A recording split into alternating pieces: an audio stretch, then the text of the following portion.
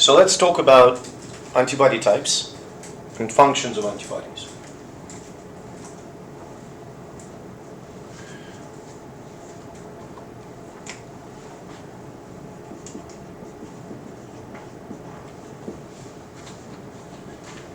I'm going to be very sort of brief in discussing what are the main features. There are 5 types. IgD serves as the B cell receptor. IgE, immunoglobulin E, mediates allergies. IgA is a secretory antibody. It's found, as we mentioned before, in the mucosal membranes, okay? And it is also found in the breast milk.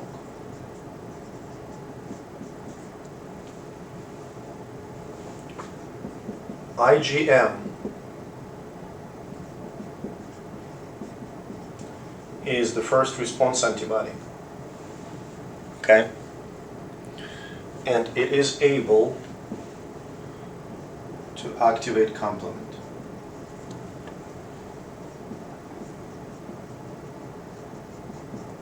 Via classical pathway. And then the most numerous antibody, IgG,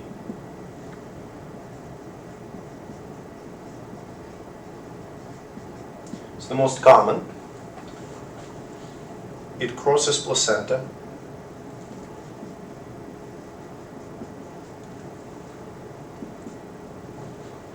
And it also activates complement.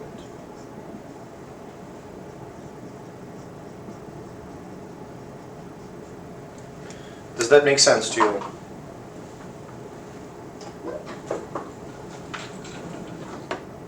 Clear? Are the antibodies that are on like the 1, 2, 3 B cell clones, would that be like an IgG? Yeah. Is that what you mean by Absolutely, yeah, you're absolutely correct. Those are examples of IgDs with different specificity. Yeah. So if you think about it, look what happens. Like you asked a great question. So these B cell clones do not make any antibodies. They have IgDs on the surface, right? So after clonal selection and expansion, you have plasma cells, okay? What do they produce? Do they produce IgA? Yes, they do. Do they produce IgM? Yes, they do. Do they produce IgG? Yes, they do. Is there a timing? Oh, absolutely. IgMs are produced first, and then it's called a class switch, not for the examiner, right? Class switch. Plasma cells switch from making IgMs to making IgGs. At some point, they make IgAs as well, okay? Good question. Does that make sense? Now, what I mean by primary first response, second response. So if you will draw a dynamic of antibody response right here, and let's say this is going to be IgM. Look at this. So you have some exposure, some antigen exposure here, the first exposure, the red arrow, okay? Do you follow? The red arrow. Here's your IgM going up. It's not going up immediately, it goes up and then dwindles down. Okay, that's IgM. And then your IgG goes up and also dwindles down. Don't get me wrong, doesn't stay up. You form some memory cells, though. Does that make sense? Now, can you see that IgM and IgG are separate in time? Can you see that? They separate in time.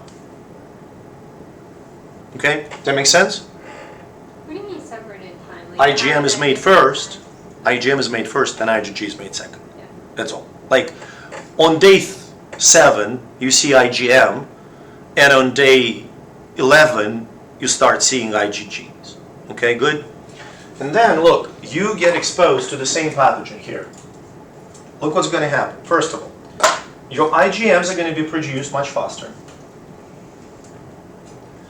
But your IgGs will skyrocket. So this is a secondary response. Can you see that? This is what essentially happens when you get a booster shot of a vaccine.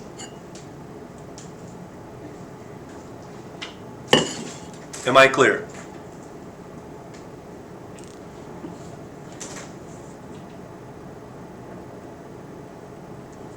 Does that happen like you first get, like someone that first got the COVID shot, that's what happens? When you first get the COVID shot, this is what happens. And then like the second shot, would it This is happen what more happens. since it's- This is what happens. Hmm? Like, you know how people get flu shots every year? Does that happen every time? No, flu shot. Let's not get into the flu shot thing.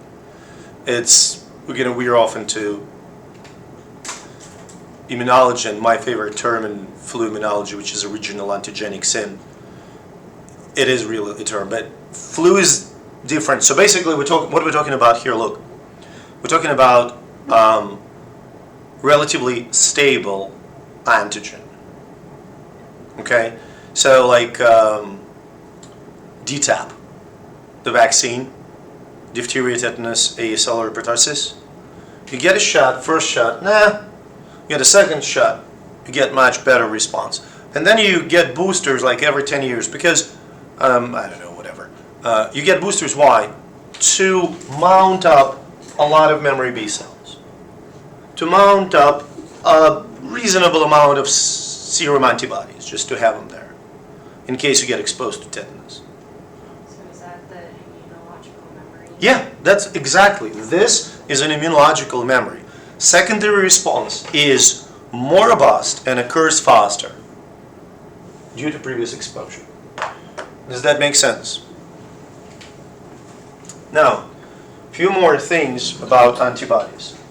What they do and the types of immunity. Okay? So, I'm going to list the features, and I want to highlight one really important thing. And I'm going to tell you which mechanisms you absolutely must know. Antibodies never kill, lyse, destroy, use whatever synonym, any pathogen whatsoever or any cell. Does that make sense? All antibodies do is they tag the cell. Are we clear? Just tagging. Okay?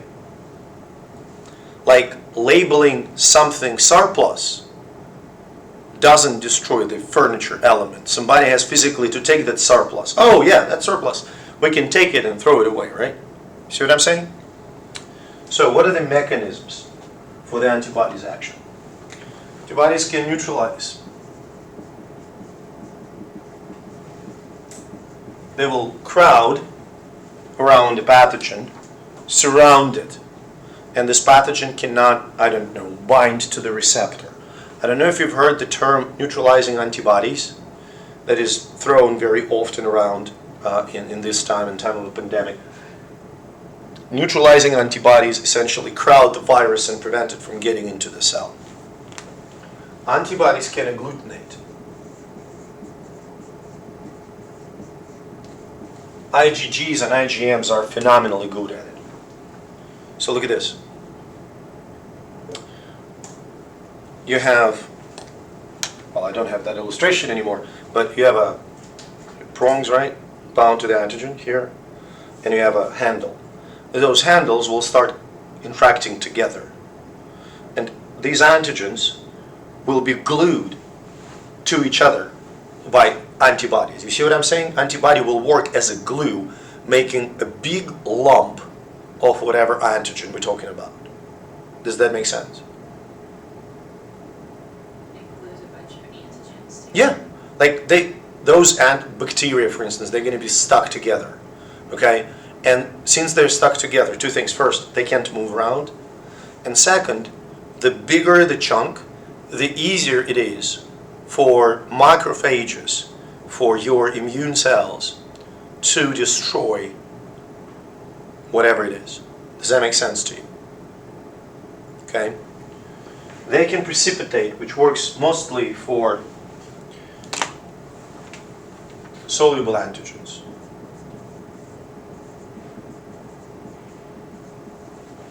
So look at this. Look, antigen. Like, imagine that my fist is the molecule of snake venom. This is the antibody from the anti-venom serum that you received in a hospital. What these antibodies will do, they will bind to that molecule, check it out, forming a complex.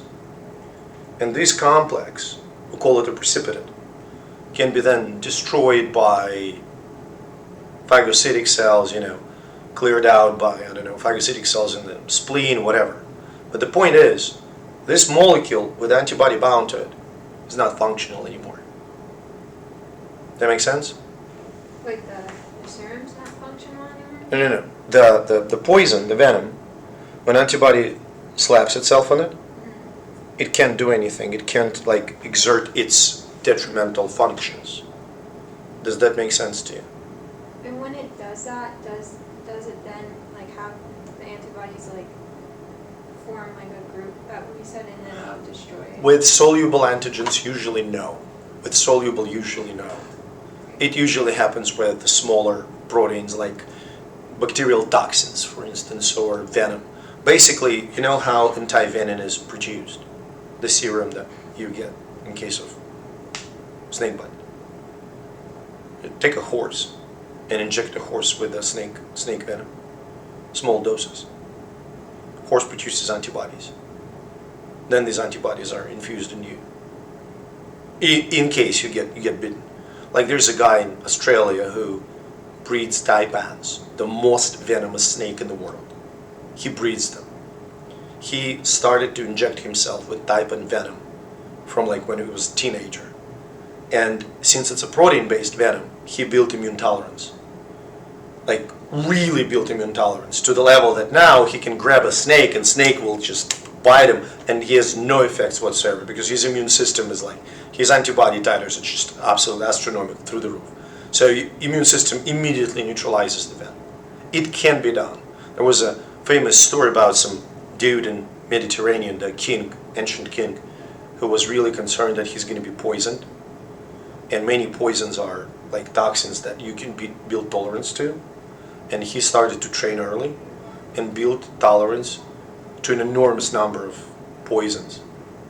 And then he was chased by his enemies basically, and he wanted to kill himself and he couldn't. He couldn't poison himself because he was absolutely tolerant to all of it. That makes sense.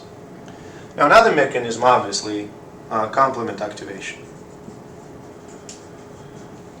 And everything that this entails, from membrane attack complex to increased inflammatory response to opsonizing a pathogen with complement proteins. Now lastly, I want to stress it out. Check this out, look at it. Antibodies themselves can opsonize pathogens. Okay? So what does that mean? I'm going to illustrate it very basically. Look, imagine that this is an antigen.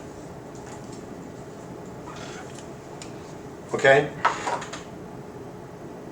Remember how we drew complement proteins working like a ketchup surrounding it? Remember that?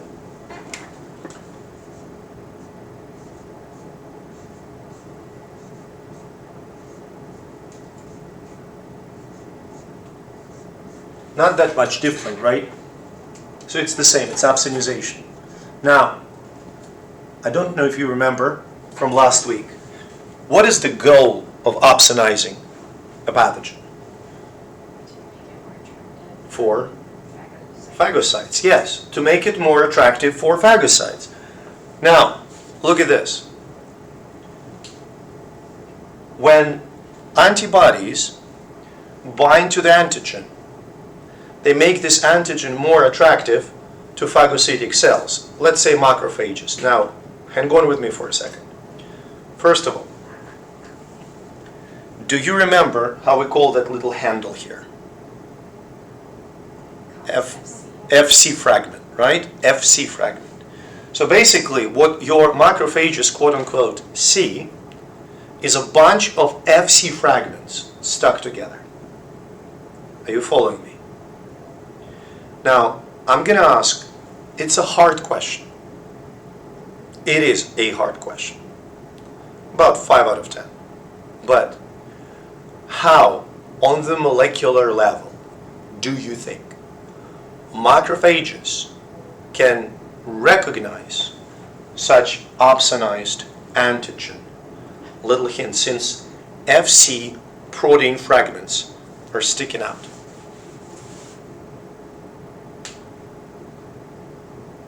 Like, what do they see?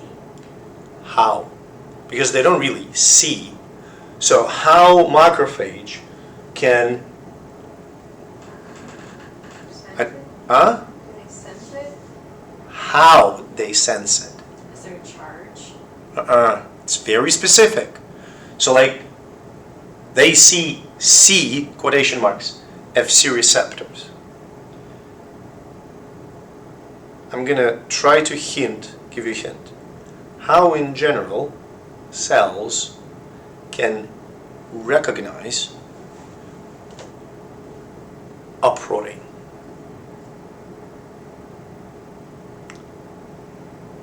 In a very specific manner.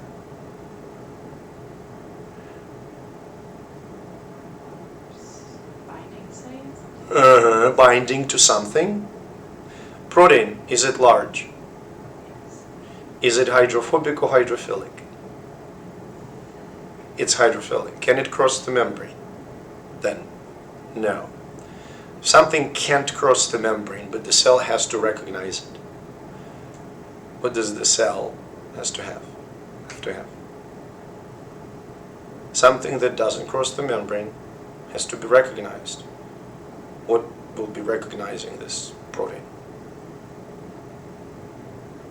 Transmembrane. Something on the surface, yeah.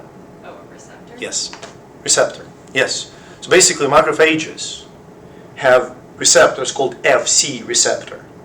It's the receptor in the macrophage that will recognize the handle, will bind to it, and they will engulf the pathogen. Does that make sense? So surface Fc receptors, that's it. That's the mechanism. Okay, good so far? So the antibodies that are on that antigen, do they get destroyed as well?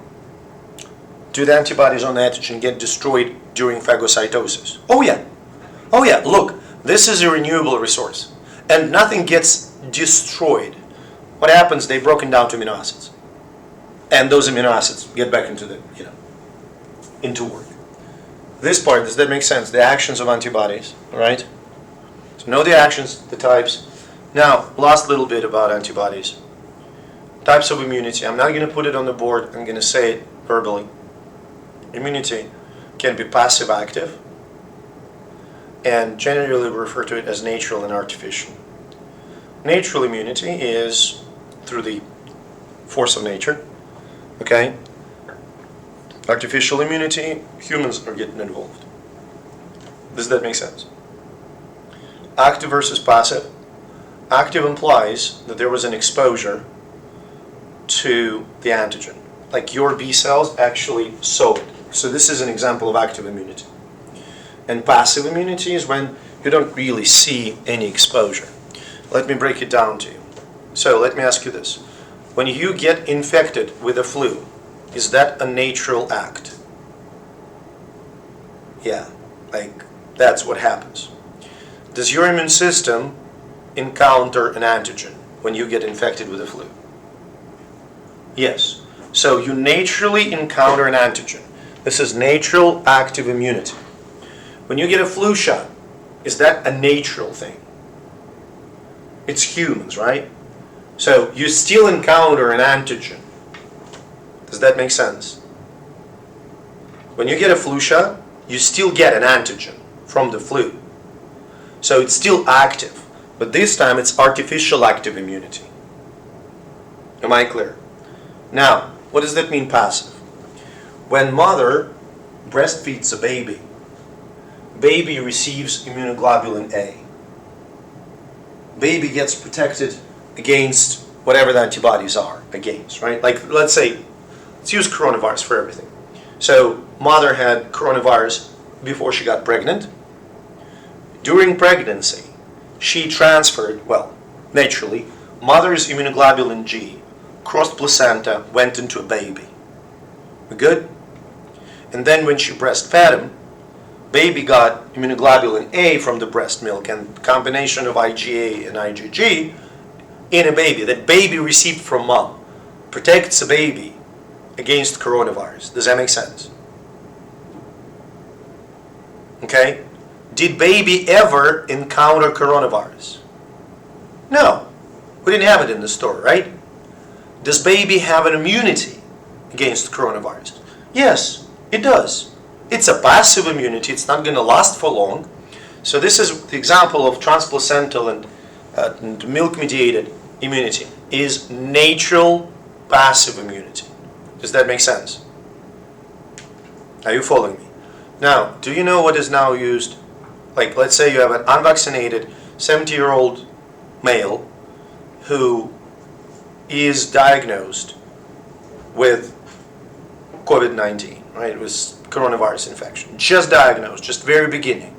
Like, he started feeling sick yesterday, today his test is positive. What is now a proper protocol of treatment? Give him monoclonal antibodies, okay? So he would come to the clinic and they will do the injection, either IV or now they do, I think, subcutaneous injections as well. Okay, they give him antibodies against coronavirus. Is that artificial? Yes, it is. Is it active immunity? No, because these antibodies aren't produced in response to his infection. You see what I'm saying? They are generated by humans and infused in him to prevent him from developing disease. This is artificial passive immunity, when the person does not encounter, okay? Like now they even contemplate prophylactically giving those antibodies to high-risk groups, like people who are immunocompromised. Questions? Good?